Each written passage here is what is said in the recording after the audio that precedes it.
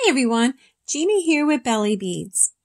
I'm here today to bring you a tutorial on creating the bicone shape in the Cricut Explorer cutter machine.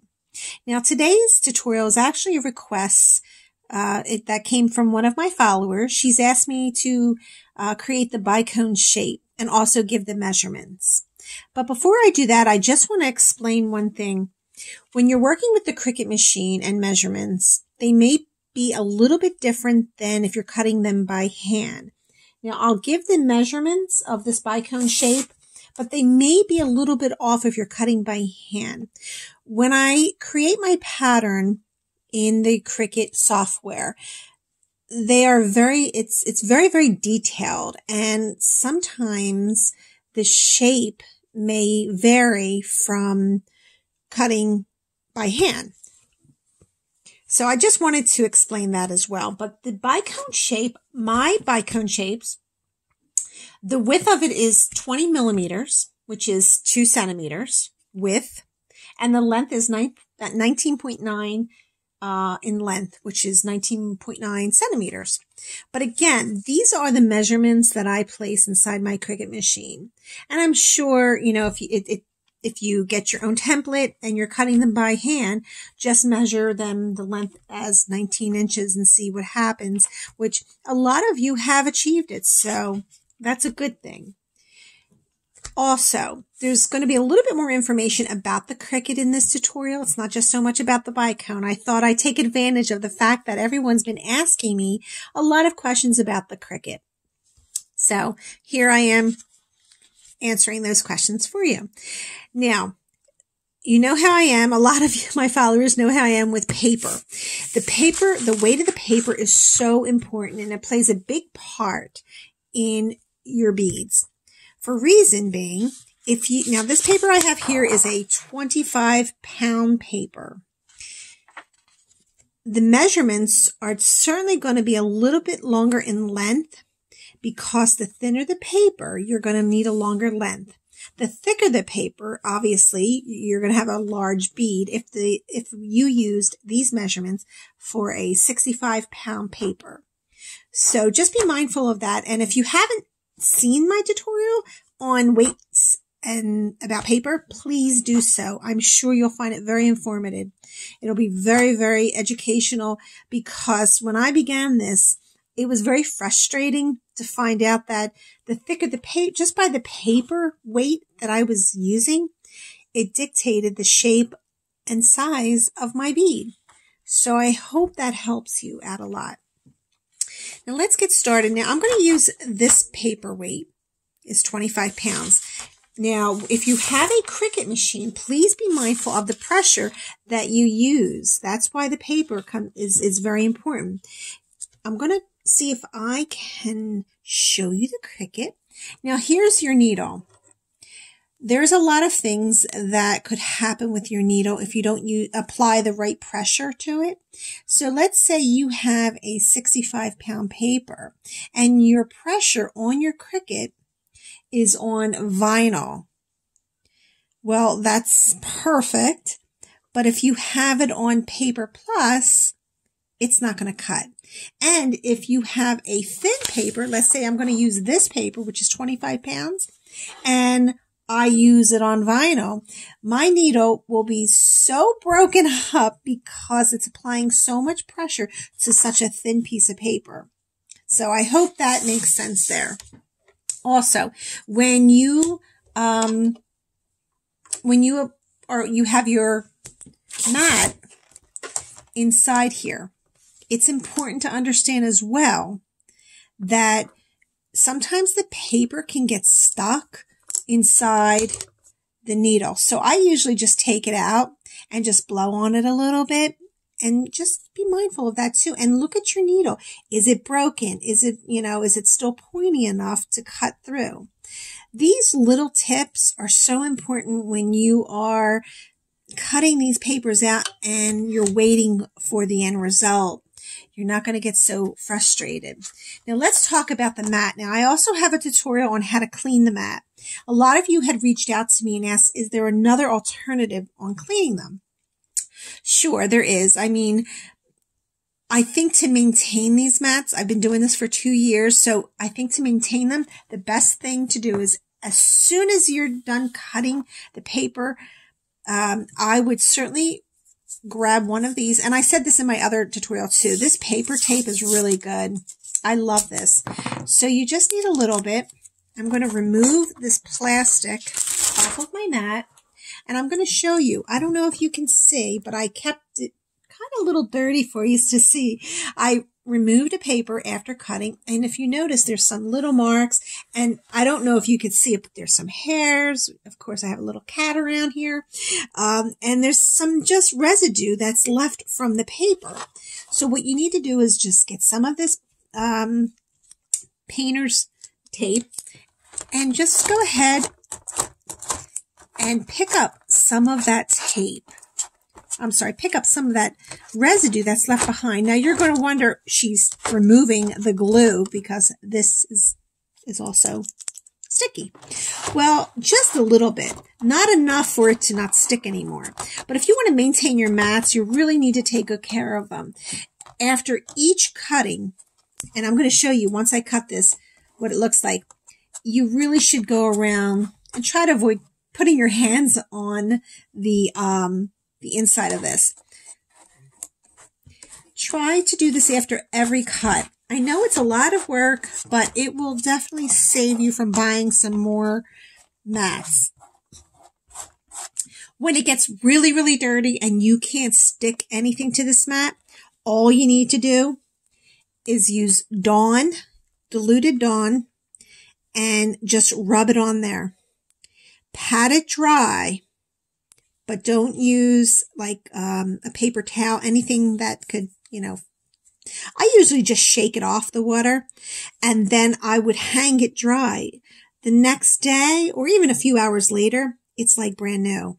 And you don't really need to reapply any more of the glue on there. If you have to check out my other tutorial, and I'll show you what type of glue you can re-glue this to save money as well.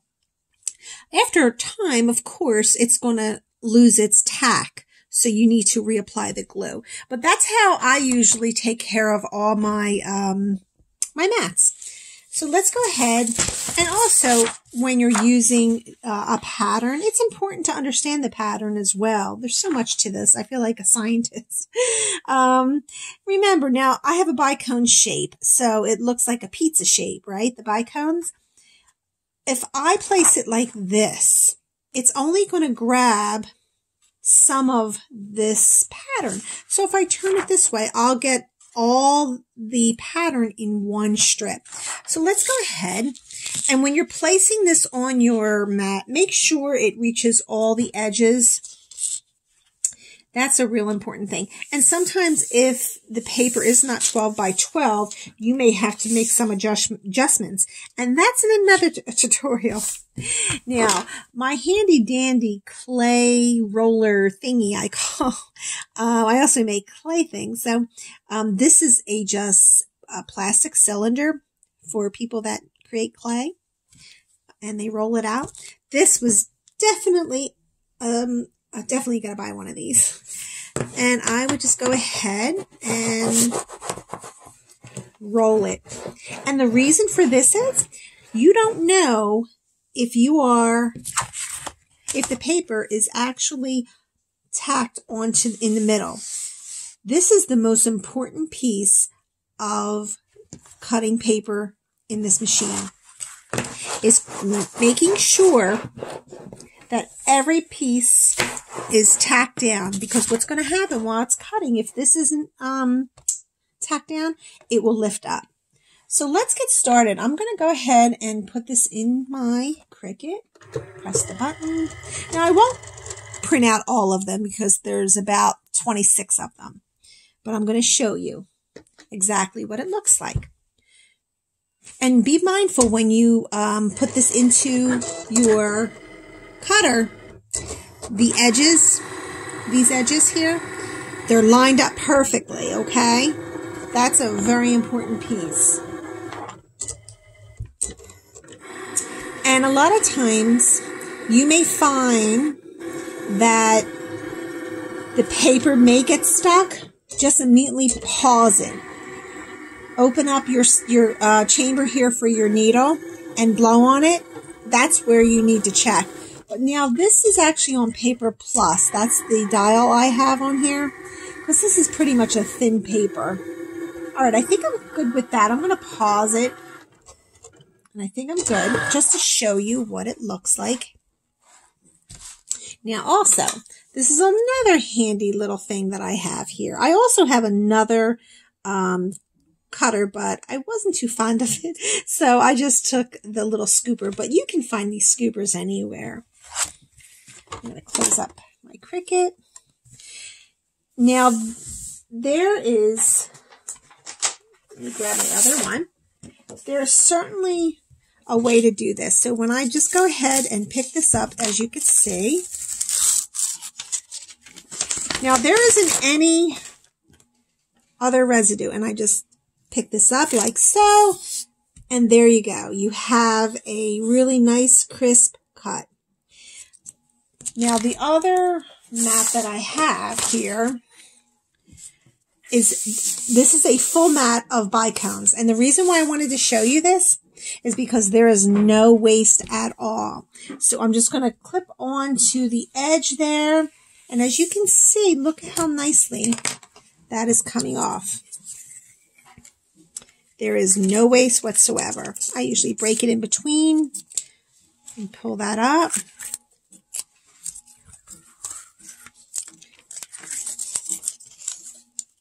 Now, when you are pulling this up, I mean, of course, be a little bit more gentler than I am. I'm just ripping at it. But usually when I'm sitting here and I'm working on a project, I will pull it up a little bit more gentler here.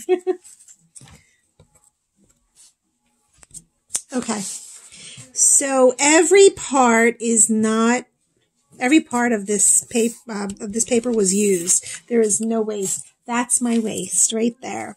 So here we go.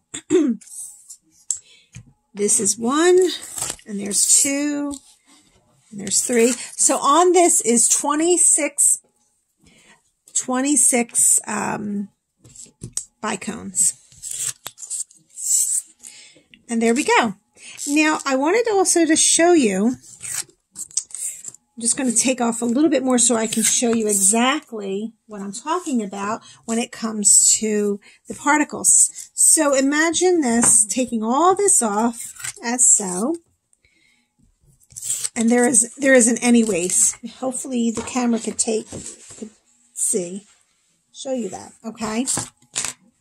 I'm going to grab all my pieces off, and then I'm going to take the tape, and that's when I begin to clean it. And just grab this, and there we go. And once that's all pulled up, I'm good. I'm good to go for the next round. Now let's talk about this bicone shape. This bicone shape, I'm going to use a couple rollers here. And there's all different sizes. I'm going to show you how, oops, sorry for the noise if you have earphones on. I'm going to show you how important it is to have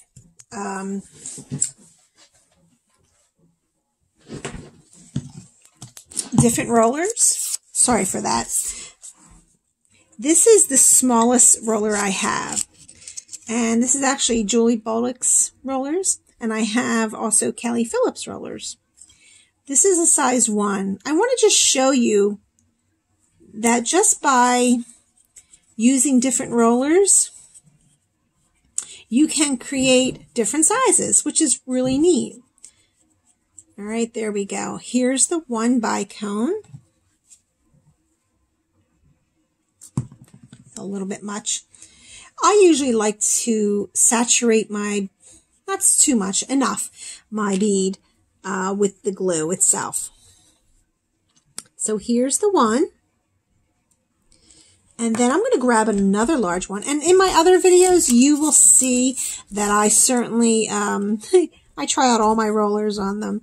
But I wanted to just do it once again, just so you can see the difference. Now, this is a size 3. So it depends on what type of project you're working on. If you're creating some beads that need a larger hole in it there, that's what you do. Now, and these are from Kelly Phillips. So this pin is actually the same size as the one pin, which is fine, right? I'm going a little bit faster here for time purposes, but usually I'm a little bit more easy and gentler on my beads. I wanted to just give you an idea of the different sizes. So if you see that this is a 1, this is a 1, and that's a 3, I'm going to push them off, and you're going to see the holes in there. See how big they are? So again, you can create so much. I mean, this is the largest one I have. I can't, this is definitely, certainly a large one. Now, you have to be mindful, too. Now, this paper is also 25-pound paper. And the larger the bead, if you don't have more than one strip, I would be mindful of that. Be really careful because even though you may harden the bead and glaze the bead, the inside of it may still be a little bit, that's the bigger, larger one. I'm sorry, I keep trying to get in that camera there. This is a pretty large one, the hole. So different size rollers are certainly going to dictate your beads. They're still a little wet there. All right. So thank you for supporting my channel, watching my tutorials, and thank you for the requests of creating these bicones. Again, I really appreciate that. And if you have any tutorials or any ideas that you would like for me to create, please place it in the comments below. I don't mind doing it. I love it. I enjoy answering all your questions. And if you like this video, please subscribe and like it. It really helps my channel a lot. And please share it if you could. And that's it. So I hope you enjoyed this. Thank you so much. And thank you for supporting my channel once again. I'll see you next time. Bye.